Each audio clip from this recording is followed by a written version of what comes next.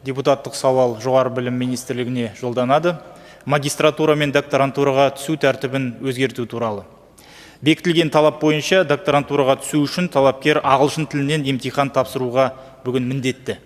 Оқу қазақ немесе орыс тілінде жүргізілсе де, бұл талап бәріне ортақ.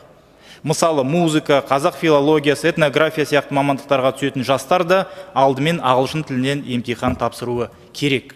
Оларды оқу, түсіну, пайдалану әр зерттеушіге өте қажет. Сондықтан бұл талап кезінде заманға сай орынды шешім болды. Ашығын айтқанда бұл талапты кезінде үкімет естігенде, қолдағанда, бекіткенде өзім болатынмын. Алайда қазір жағдай өзгерді. 50 жылда ел жаңа деп халық бекер айтпайды. Біз 5 жыл ішінде жасанды интеллект дәуіріне қадам бастық, тіпті технологиялық революция орын алды деп те айтуға болады. Мысалы, ChatGPT, Gemini сияқты құралдардың көмегімен кез келген ағылшын тіліндегі мәтінді санаулы секундта өте сапалы түрде қазақ немесе басқа да тілдеріне аударуға қазір мүмкіндік бар. Ағылшын тілі ғылым үшін, жалпы Қазақстан әр азамат үшін өте қажет, болашақта қажет болады да. Бірақ қазіргі технологиялардың дамуын ескерсек, бұл талап магистратура мен докторантураға түсуге кедергі болмау тиіс.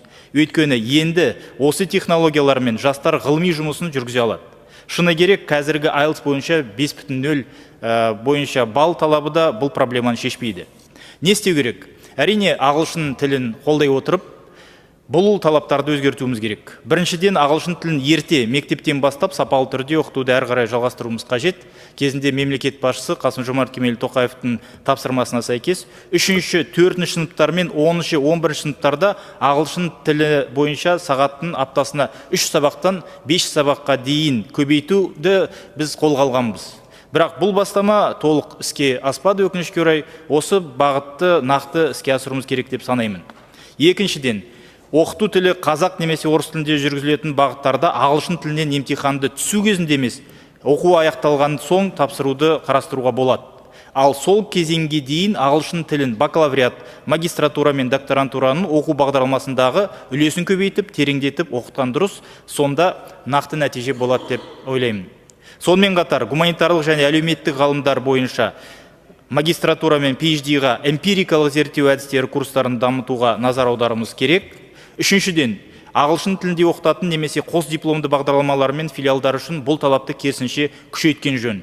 Яғни, оны әр бағытқа сай саралауымыз қажет. Төртіншіден, PhD-ға түсу үшін эссенің орнына қазіргі қолданыстағы зерттеу ұсынысын жазу талабын енгізу, research proposal, және жалпы жазба жұмыстарын тәуелсіз бақылаушыларға беру керек. Бесінші, Scopus пен Web of Science базаларында мақала жариялау талабында мамандықтың ерекшелігіне қарай қарастырған жөн деп санаймын. Мысалы, музыка, қазақ филология сияқты салаларда қосымша балама жолдарды ұсынуымыз керек. Бастысы диссертацияның сапасы мен ғылыми ортаға қосқан нақты үлесі негізгі назарда болуы тиіс. Оны конференцияларда талқылау мен ғылыми жұмыстың пайдасы маңызды. Жалпы біршама талаптарды университеттердің академиялық еркіндігі аясында реттеген дұрыс деп есептеймін. Жоғары білім министрлігімен осы мәселені талқылай отырып бір мәмілеге келеміз деп сенемін. Рахмет.